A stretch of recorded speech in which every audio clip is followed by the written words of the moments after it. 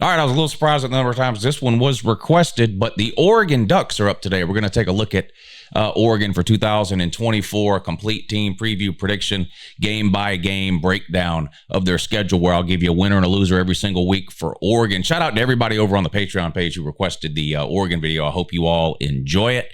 Really appreciate everybody over on the Patreon page helping to support the channel. It really does mean a lot to me. All right, let's take a look at Oregon. Dan Lanning entering year 3. He's won a lot of games there. No conference titles, no playoff bursts, nothing like that, but he's won a lot of games. Last year, of course, 2 close losses to Washington kept Oregon out of the Pac-12 title game and potentially a trip to the playoffs. They did go on to win a New Year's Six Bowl against, was it Liberty? I mean, just absolutely destroyed them. But Oregon under Dan Lanning is a classic case of a really good team, but yet to really jump the hurdle or take the next step to anything meaningful. Well, I don't know about anything in the postseason in terms of conference championships or beyond. Right? There's a couple of programs that over the last couple of years have been pretty good, but have failed to make conference title games or playoffs. Ohio State last year. Now, they did make the playoffs the year before, although they did not make the Big Ten title game. Ole Miss under Lane Kiffin has had a pretty good 2-year run, but coming up a little bit short of making the SEC title game in the playoffs. I think Oregon kind of falls in that same category. Specifically, the Oregon-Ole Miss comparison, I think, is a good one. If you take a look at Oregon and Ole Miss, they've won almost every single game they're supposed to win, and then the biggest games of the year, they come up a little bit short. With Ole Miss last year, 10-2 in the regular season, but they lost to the 2 best teams they played, Bama and Georgia. The Bama game was close in the first half. They ended up losing, I think, 24-10. The Georgia game got away from them, and they got blown out.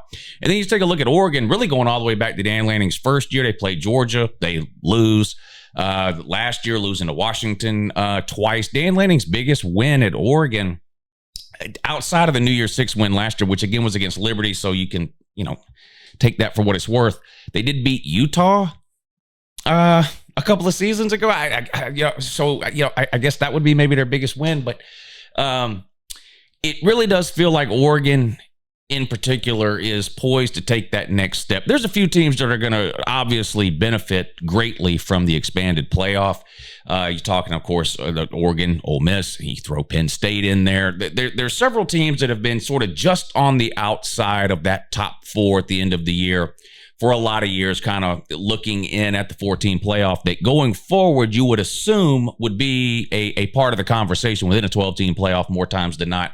Oregon definitely falls into that category. They've got one of the most talented rosters in the country. When you just talk about pure talent, top to bottom, Dan Lanning's done an amazing job both through high school recruiting and the transfer portal, building that team from the inside out. They've got really good lines of scrimmage, good skill players.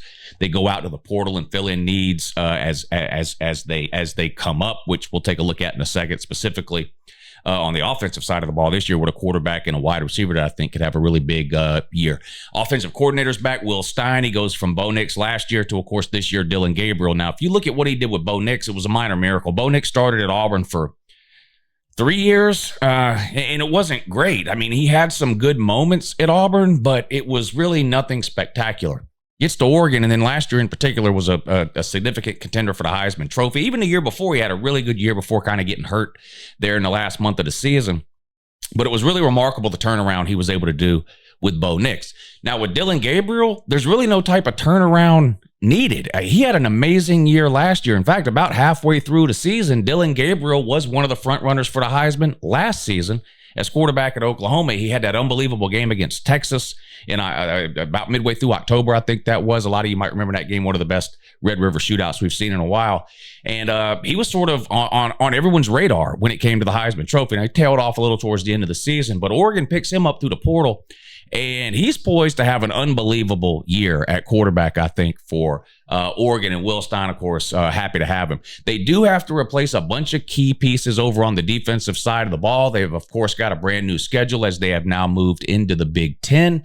And while I do think the Pac-12 was a really good conference last year, and from a competitive standpoint was one of the most entertaining conferences to watch in all of college football, I do think that the top of the Big Ten is a little bit better than the top of the Pac-12, generally speaking, in most years. Now, of course, last year, Oregon and Washington were both really, really good teams. Southern Cal sort of took a step back last year, as did Utah. And that dragged the Pac-12 down a little bit in terms of comparing the top of the conferences to one another. Whereas over in the Big Ten, of course, you had Michigan, who won it all, Ohio State, who was really, really good, Penn State, who went 10-2 for the 100th year in a row, losing only to Ohio State and Penn State. So there's a lot of that going on over there. So it's going to be interesting to see how Oregon transitions, just like it is with Southern Cal, the other teams that are joining the Big Ten, Texas and Oklahoma, of course, now a part of the SEC. The ACC's got 4 new teams. So all of these conferences that you're talking about this year in 2024, one of the most interesting aspects of the entire college football season is sort of the revamped schedules that all the conferences had, and seeing a bunch of regular season games that we normally don't get to see. And if we do, there may be the one-off non-con type deal. You might remember Oregon playing on the road at Ohio State a few years ago in a big non-con game, a game Oregon won, by the way. They play again this year, but it's a conference game in Eugene. We'll, of course, talk a lot about that game when we put the schedule up. But the new schedule, the new opponents, unfamiliar environments, a lot of travel back and forth from coast to coast for some of these West Coast teams. We'll see what effect, if any, that has on these teams. But Oregon, I think, is poised to compete right away, immediately, day one, within the Big Ten. Not just to be competitive, but to win it. I think they've got a very good chance to make the Big Ten title game. I think they got a very good chance of winning the Big Ten title game. I would be absolutely shocked if Oregon is not a playoff team this year, considering we've got 12 teams that are getting in. They're just absolutely loaded. The only question, again, can they win the big one? And by big one, I mean during the regular season. It's the only thing they haven't done. Talked about it last year, losing to Washington. And look, Oregon was favored in that game. People expected Oregon to win, and they lost in the regular season against Washington. A few weeks later, the Pac-12 title game rolled around, and we got a rematch, Oregon versus Washington. Well, guess what? Oregon was favored again, expected to win, and they lost. Can they get over those types of humps during the regular season this year? Now, it may not matter in terms of their ability to make the playoffs, but it's definitely going to matter in terms of their ability to make the Big Ten title game or potentially win it. Let's start with the offense. I talked about the offensive coordinator, Will Stein, bringing in quarterback Dillon Gabriel out of the portal from Oklahoma, who spent, was he at Central Florida prior to that? He transferred to Oklahoma, and now he's, of course, transferred on up to Oregon. I think he's going to have an unbelievable year. We're going to take a look at some of the Vegas odds on these things in a minute here. Heisman, national title, regular season win total. We'll take a look at some of those things in a minute. But I think Dillon Gabriel is going to have a great year. He's got a lot of weapons to work with. Tez Johnson is back, Oregon's all-time single-season receptions leader in terms of number of receptions. Holden and Bryant are back. And a guy that I'm sure it's being talked about a lot at Oregon, and it may even be talked about more maybe in Big Ten circles than what I hear stuck down here in Georgia in the Southeast. But Evan Stewart, the pickup from Texas A&M, I think this guy, it could be a superstar, both at the college level and in the NFL. The minute he entered the portal out of Texas A&M, I raised my hand as a Georgia fan, and I said, I'll take him. Georgia ended up going a different direction, getting a couple of other guys out of the portal, probably because they couldn't get Evan Stewart, would be my guess. I think everybody wanted him. I think he could be a true superstar, number one wide receiver on the outside there for Oregon's offense, and Dillon Gabriel. I'm excited to see what he does this year. In an offense that was dominant last year, right? I mean, they put up ridiculous numbers, Oregon did. 530-something yards per game, over 44 points per game. One of the best offenses in the country, period. They do lose some key pieces, like I said, but it's not a rebuild situation. They're reloading. You take a look at the offensive line, another area where they got to replace a couple of key pieces, but they've got 3 starters returning on the offensive line, 2 NFL players at tackle. They're going to have another really good offensive line. Their center last year, I think, won the award for best center in the country. He's gone. So you got to figure something out there, but they got 1 guard back and both the tackles. I think the offensive line will be really, really good again. You flip it over to the defensive side of the ball, and again, like I mentioned, they do have some key pieces to replace here off of, again, a defensive unit that was really, really good last year, 34 sacks, but they lose 4 interior defensive linemen, serious starters or serious contributors. 4 interior defensive linemen from last year's team gone off to the NFL. They're going to have to replace that. They brought in a transfer from Houston to give them sort of a big body, some size there as they transition into the Big Ten, where, of course, again, not to get into a comparison of who's better or whatever between Big Ten and Pac-12, but in my opinion, at least, the Big Ten does have bigger, better offensive and defensive lines than what the Pac-12 has traditionally had over the last few years. So bringing in some size there with this transfer from Houston, Holden and Bryant. Holden and Bryant. I'm getting back to the offense here. Let's stick to the defense. I look down here and I see Houston transfer, and Holden is still in my head from the offense. But anyway, they bring him in. Jordan Burch, though, probably the best. Well, is he the best player on Oregon's defense? I'll ask the Oregon fans that are watching. I think he's probably got the highest ceiling or the most potential. Is that a fair way to put it? I really like him. I think he could have a really, really good year. First round NFL pick potential there for sure. Of course, they've got DJ Ukulele's younger brother, which is, it's only funny because of, it's ukulele and now the ukulele's brother, and he's in Oregon, but he could have a really good year. They've got some very talented linebackers. Now, a lot of them are younger and inexperienced and maybe not known, at least their names not known nationally. But again, if you look at the way Dan Lanning and Oregon have recruited over the last couple of years, it's been really, really good. And I think we're going to see some of those young guys this year become household names, particularly at the linebacker position, a room that I think is just absolutely loaded with talent at Oregon. All right, I'm going to put some odds and stuff up on the screen, and we're going to talk about that now. All right, shout out to the good people over at BetUS. They've been kind enough to partner with the channel here for the 2024 college football season. So they're going to provide us with all the odds we need every single week, week in and week out during the 2024 college football season. And of course, would it be in the offseason, just over 2.5 weeks, really? 3 weeks from this weekend until week 0 kicks off with Florida State and Georgia Tech playing in Ireland. All of the sort of futures markets are out over there at BetUS. They've got a great deposit bonus going now. It's 125% bonus on your deposit.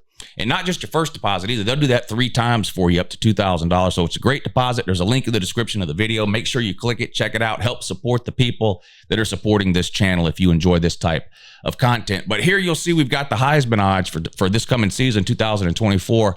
And I wish they would put them in order. They're not in order. I wish they would put them in order. But you look right here, Dillon Gabriel, plus 700. That's the best odds on the board. Dillon Gabriel is the betting favorite right now to win the Heisman Trophy, the transfer quarterback from Oklahoma who is now at Oregon. So I told you I think he's going to have a huge year. A lot of people obviously agree with Uncle Lou. He is the betting favorite at plus 700. Just behind him, of course, you have Carson Beck at plus 750, Quinn Ewers at plus 1,000, Jaden Mildew at plus 1,200, so forth and so on. Will Howard, the Ohio State transfer quarterback, at plus 1,800. The bigger brother, Ukulele, here, another transfer now at Florida State at plus 3,000. Garrett Nussmeier from LSU, plus 2,000. Of course, Jaden Daniels won it last year at LSU. Jackson Dart, the Ole Miss QB, at plus 1,200. Anyway, you get the idea. There's sort of your list there of Heisman frontrunners. Now, not telling you that to tell you that means Dillon Gabriel's definitely winning the Heisman, but this is an indication of what the betting public, people who are willing to put their money where their mouth is when it comes to college football, they really, really like what they see. They really, really like what they see with Dillon Gabriel. All right, let's move along. Can they win it all? Can Oregon win it all? Well, according to BetUS, they've got odds at plus 750. So where would that rank them overall? Well, Georgia, it looks like right now, is the betting favorite at plus 310. You've got Ohio State just behind them at plus 375. But third on the list is Oregon at plus 750. So they are the third favorite. Again, according to the betting public, people who are willing to put their money where their mouth is, Oregon is the third favorite to win the 2024 national championship. Not the Big Ten, not a playoff game, but to win the whole thing right there at plus 750. You can see behind them, you've got Alabama at 1,200.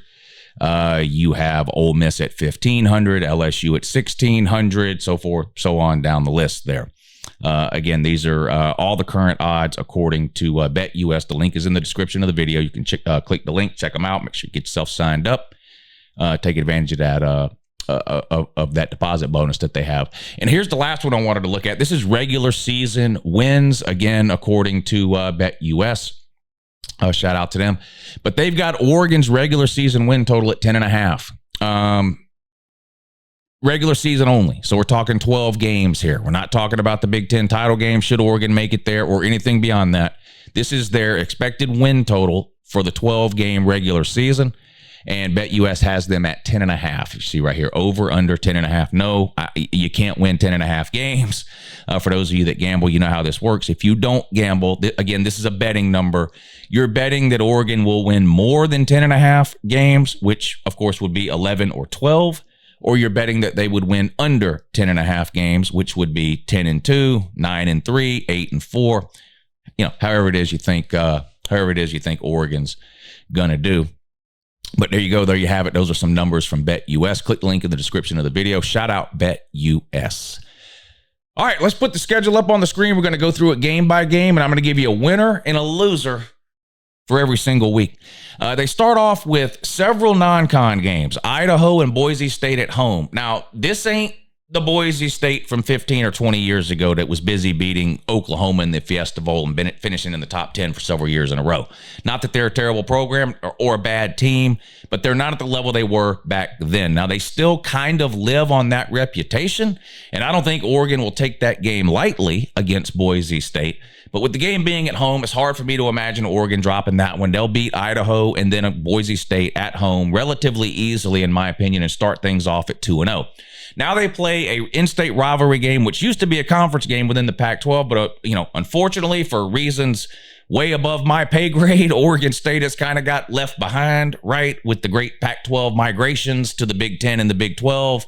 Oregon State and Washington State are kind of sitting there with the, hey, what about us?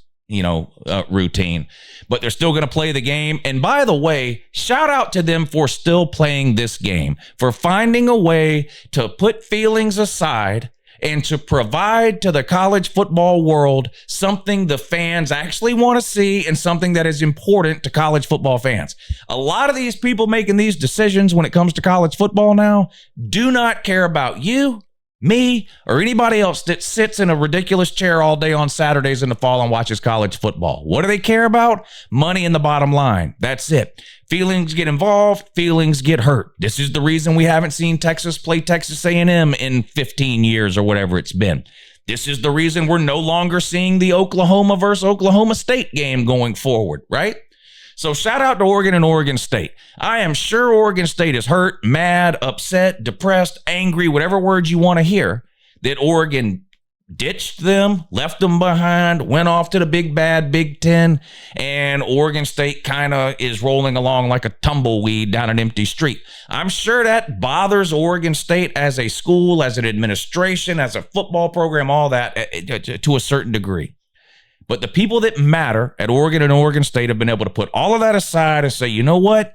The fans want to see this game. It's the Civil War game. It's an in-state rivalry game. It's been a great game over the years.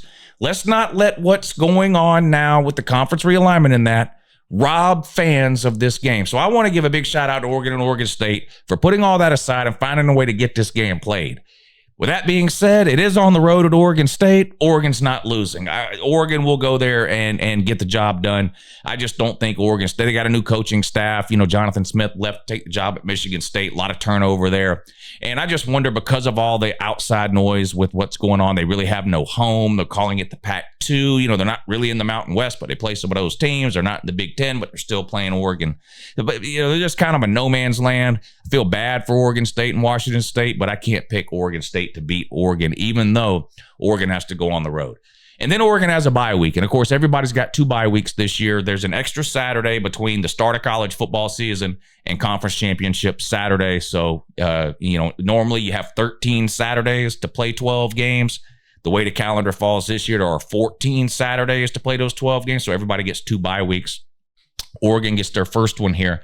After their first 3 games of the season, which are all non-con. They're sitting 3-0 heading into that bye week. Come out of that, another road game, a Big Ten game, Oregon's first Big Ten game, but it's against a familiar opponent, UCLA. Both UCLA and Oregon, of course, transferring from the Pac-12 to the Big Ten effective this season. So while this is a Big Ten game and the first Big Ten game for both of these schools, actually, I think this is UCLA's second Big Ten game, but it doesn't matter. It's Oregon's first Big Ten game.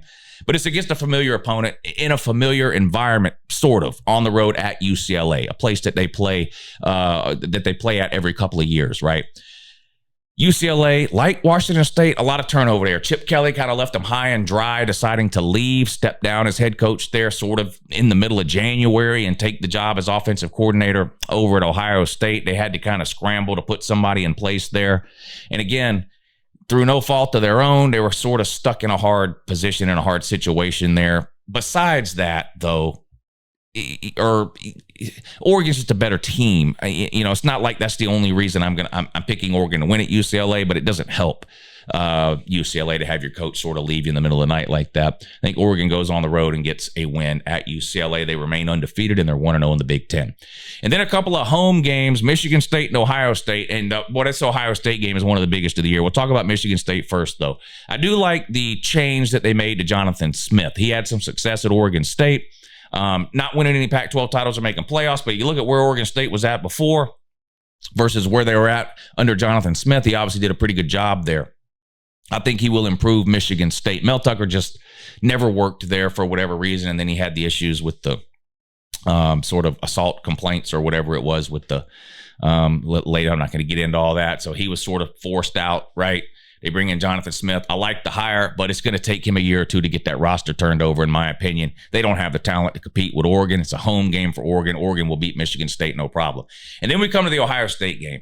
And this is one of the best games of the year, period. I don't care whether you're a fan of an SEC team, an ACC team, Notre Dame, Big Ten, whatever, Group of Five.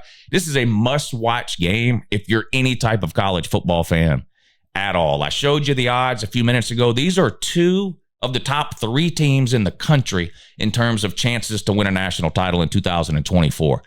Georgia is the betting favorite. Ohio State is second. Oregon is third. This is a massive game.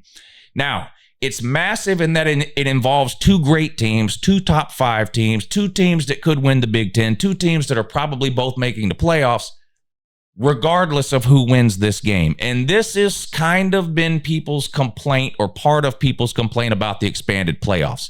Now, I don't necessarily agree with those people. I don't look at this game as meaning any less than it would have had it been played 2 or 3 years ago when we had a 4-team playoff. Still a huge game. It's still going to be a great game. I wish I could watch this game right now.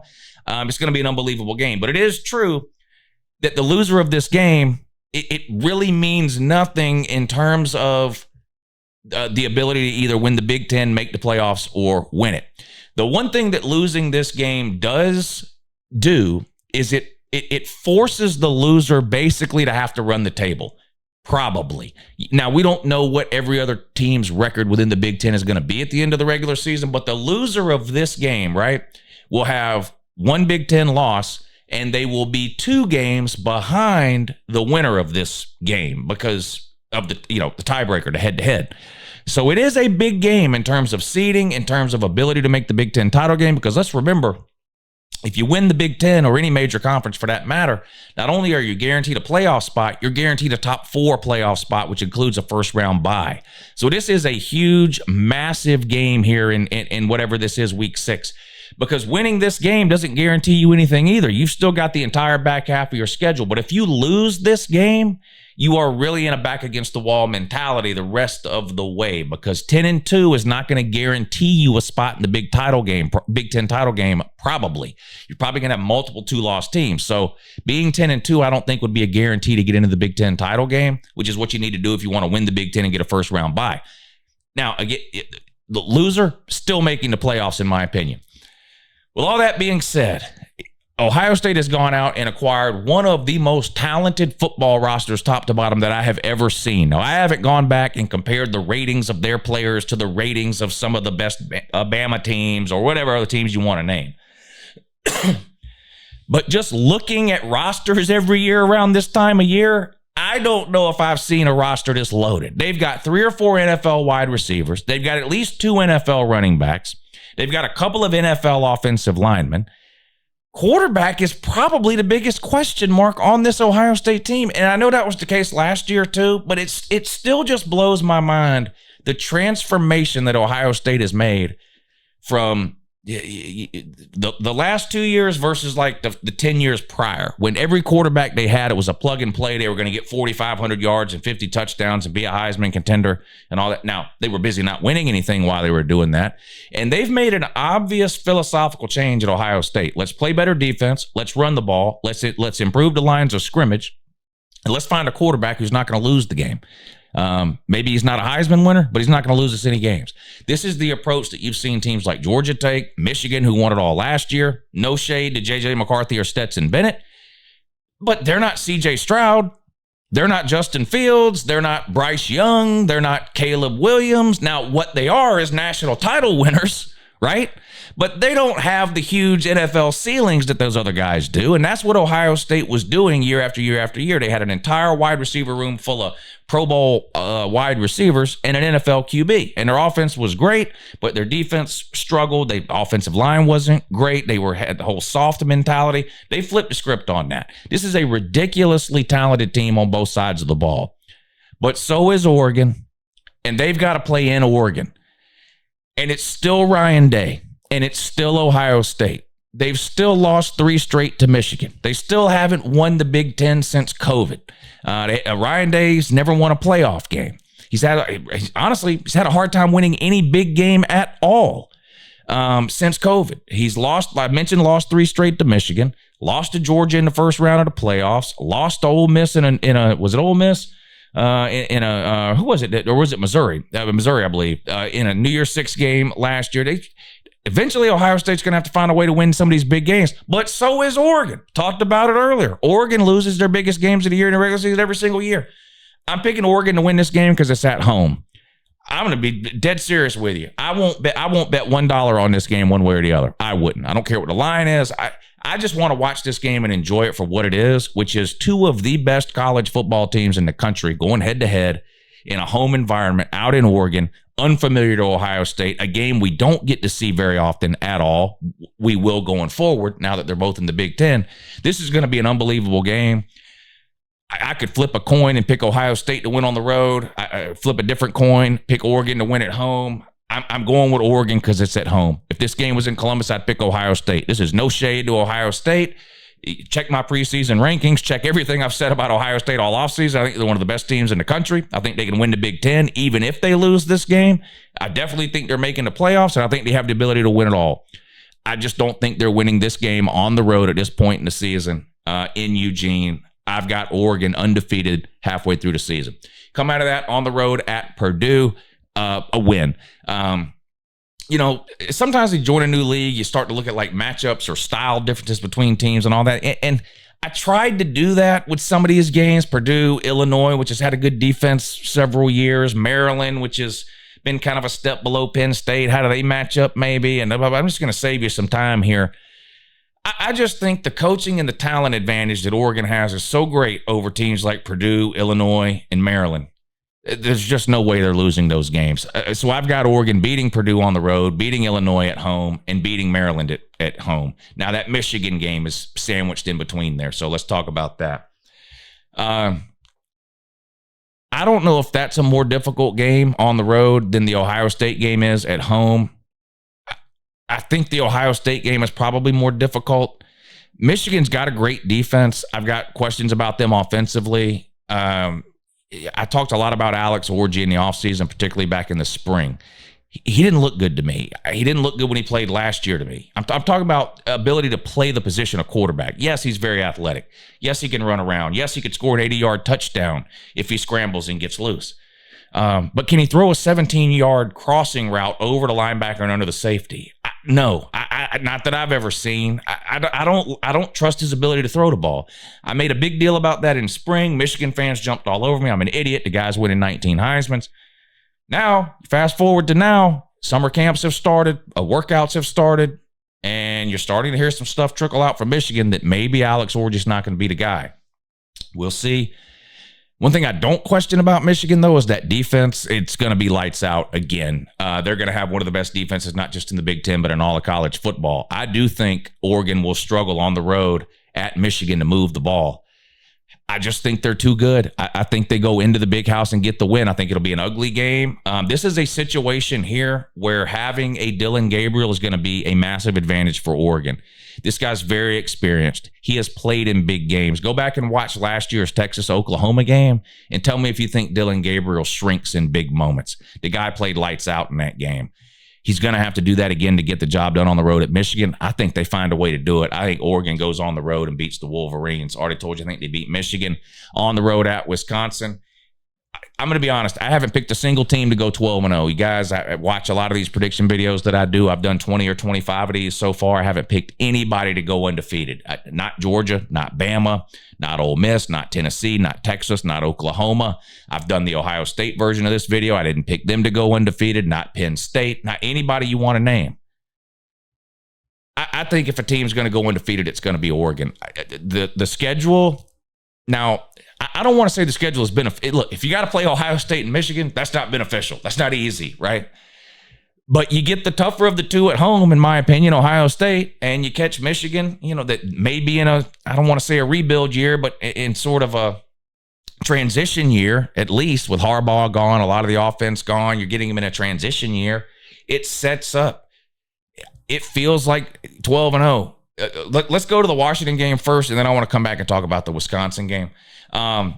Washington, again, great season last year. What Kalen DeBoer did there was unbelievable. Michael Penix had an amazing season, but they're replacing all 22 starters off of that. All 22 starters are gone, either through graduation, NFL, or portal. The entire coaching staff is gone. And again, just like I talked about, I like Jonathan Smith moving from Oregon State to Michigan State, and I think he'll have success at Michigan State in the future. I feel the same way about Fish at Washington. Great what he did at Arizona, inheriting a bad situation at Washington in terms of just the turnover in talent alone, on top of the fact that now moving to the Big Ten. Washington, I don't think, will beat Oregon this year. I know they beat them 3 years, or they beat them 3 times in a row. Dan Lanning is 0-3 against Washington, right? Oregon's biggest rival, perhaps. I don't know how some people, I don't know, Oregon fans, do y'all look at Washington or Oregon State as your biggest rival? I would say nationally, maybe because of how good the teams are, we kind of look at the Oregon-Washington game as bigger than the Oregon-Oregon State, but maybe if you're an Oregon fan, it's the other way around. I would defer to y'all on that. I think Lanning gets his first win against Washington. I just think there's too much change there at Washington this year. I think Oregon gets it done. So let's go back to the Wisconsin game. I'm picking Oregon to go 12-0. I think they're going to get a win on the road at Wisconsin. But I tried to find a loss here. I really did. Y'all know me. I always try to find a loss for every single team. If I was going to pick Oregon to go 11-1, I would have them losing at Wisconsin. I could see a scenario where they beat Ohio State in week 5 or 6, whatever that is, and then shift all their focus to the Michigan game with the mentality of, all right, if we can just get past Michigan, right? Then they beat Michigan. They look at the rest of that schedule and they go, all right, we made it. And they slip up somewhere after the Michigan game, right? Well, they only have one road game after that Michigan game, and it's the Wisconsin game. And I do think Wisconsin will be an improved team this year versus last year. Year 2 under Luke Fickell, I think they're going to sling the ball around a lot more than maybe a lot of us have ever seen Wisconsin throw the ball. But I just couldn't pull the trigger and actually predict Oregon to lose that game. I just think Oregon is that good. Could they? Yeah, they could. Once they beat Ohio State and Michigan, if I'm right, they're pretty much guaranteed at that point a spot in the Big Ten title game. So they could afford to lose one of those last 4 and probably still get into the Big Ten title game, because you got to remember they'd be 11-1 and they would own tiebreakers over both Ohio State and Michigan. Penn State could be sort of the wild card there. They don't play Penn State. So, where does Penn State end up in terms of the Big Ten title game matchup or whatever? Do they get in? But I just don't think Oregon's going to lose. I think they're going to go 12-0. And I think it's probably headed for a rematch with Ohio State in the Big Ten title game. That feels like that's what's happening this season in the Big Ten to me. Now, of course, I could be wrong. These are predictions. I get them wrong all the time. I'm not some kind of Oregon homer. I've never predicted Oregon to win much of anything at all. And I'm not predicting them to win anything this year beyond these 12 regular season games. I'm not telling you I think they win the Big Ten. I am telling you I think they make the playoffs. Same with Ohio State. I don't see any way imaginable Oregon and Ohio State don't end up in the playoffs. And we may get to see them play twice and potentially a third time in the playoffs if all of this comes true. But there you go. I don't like to do it. I honestly tried. I really, really tried to find a loss here for Oregon. I just, Ohio State at home, Michigan on the road, new coaching staff, new quarterback, the talent Oregon has. I really think Dan Lanning is kind of hitting his stride right now as a head coach heading into year 3. And then the last 4 games of that schedule outside that road game at Wisconsin, I guess it's 3 games because you have a bye week between Wisconsin and Washington. But those 3 games, Maryland, Washington, again, a lot of people are going to say, well, they've lost 3 straight to Washington. It might as well be a different program, Washington, than what it was last year or the year before. It might as well be a different program. Just all the players are gone, all the coaches are gone. It's just a bad situation for Washington for this year, I think. I don't know. I've got Oregon at 12-0. I appreciate you watching. Be sure and let me know down below how stupid I am. Have a good morning.